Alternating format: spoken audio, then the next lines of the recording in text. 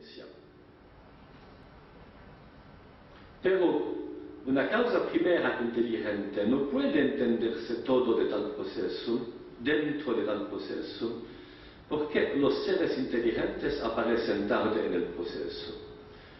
Además, cuando los teístas tratan de juntar a Dios y la evolución, no se dan cuenta, según Dawkins, de que presuponen que Dios no puede hacer las cosas por sí mismo.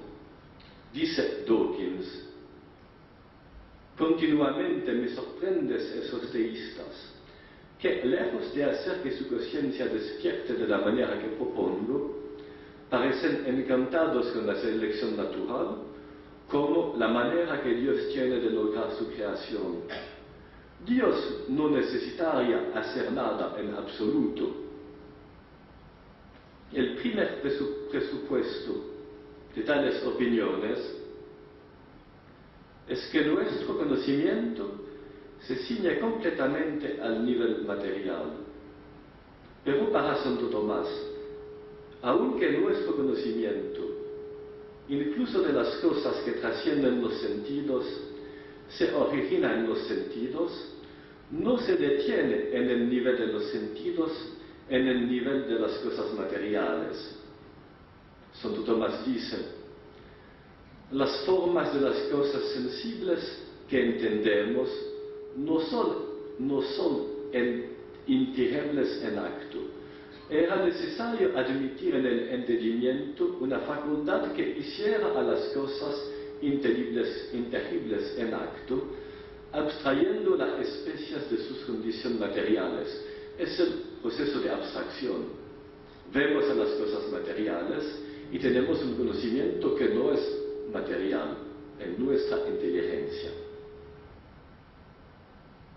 Nuestro conocimiento no es puramente inmaterial, en el sentido de que el objeto de nuestro conocimiento serían solo los procesos de nuestra inteligencia misma.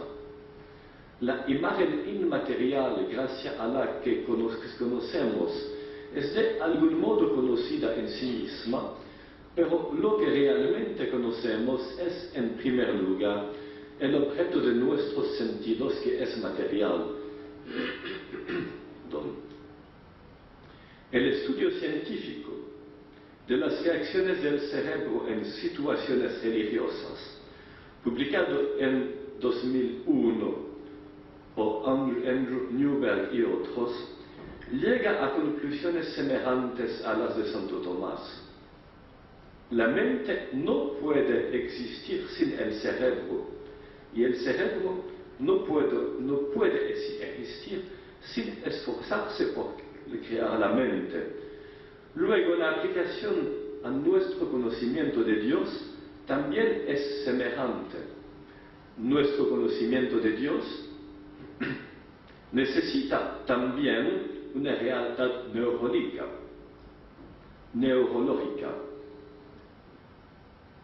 dicen Andrew Newberg y otros, en modo similar a Santo Tomás.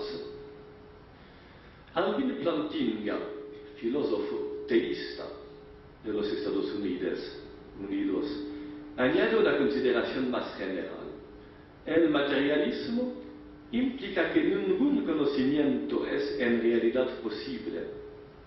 Las meras conexiones materiales del cerebro no son conocimiento, no más que las palabras en un ordenador. Si ninguna mente aplica su capacidad supramaterial a los elementos materiales.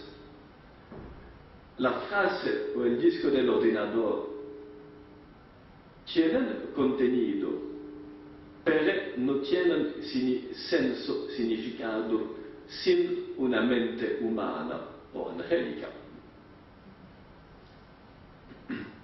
Hay razones muy de peso para rechazar el materialismo en razón de las ciencias naturales mismas. El problema no es una oposición entre fe y ciencia, sino una oposición entre dos maneras de entender el conocimiento humano y el ser humano, y por ello también las ciencias.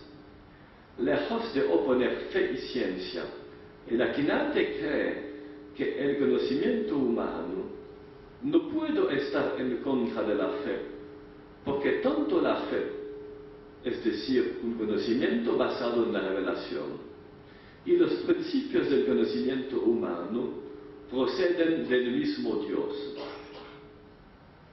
La importancia de la unidad entre fe y conocimiento es tal que los errores en el conocimiento humano llevan a errores sobre Dios, dice Santo Tomás.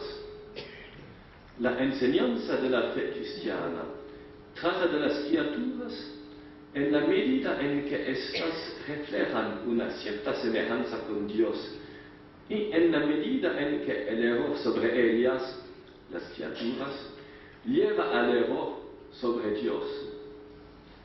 El científico Francis Collins, que fue director del proyecto del genoma humano, está de acuerdo con Santo Tomás en la idea de que una oposición entre fe y ciencia natural es mala para ambas. Si viene de los creyentes, la oposición va contra Dios, dice Francis Collins, ¿es Dios honrado o deshonrado por aquellos que exigen a su pueblo que ignore las conclusiones científicas rigurosas sobre la creación? ¿Puede la fe en un Dios amoroso construirse sobre la base de mentiras sobre la naturaleza? Si la oposición viene del científico, simplemente no es un científico, porque Dios está fuera del campo de las ciencias naturales. Por ello, por Francis Collins, es una clase de fe ciega, dice Collins. El principal y inevitable error de la afirmación de Dawkins, que la ciencia exige el ateísmo, es que va más allá de la evidencia. Si Dios está fuera de la naturaleza, entonces la ciencia no puede ni probar ni negar su existencia.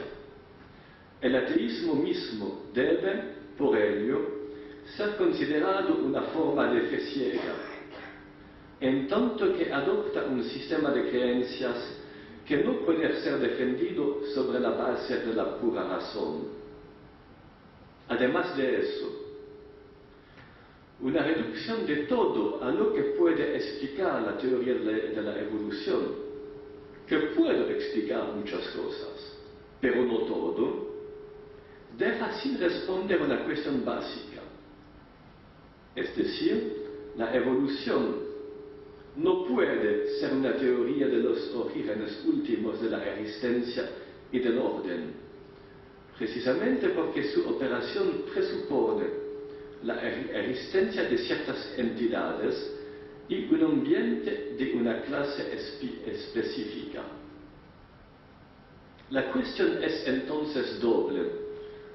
¿Por qué hay algo que pueda evolucionar? ¿Y por qué evoluciona según ciertos patrones?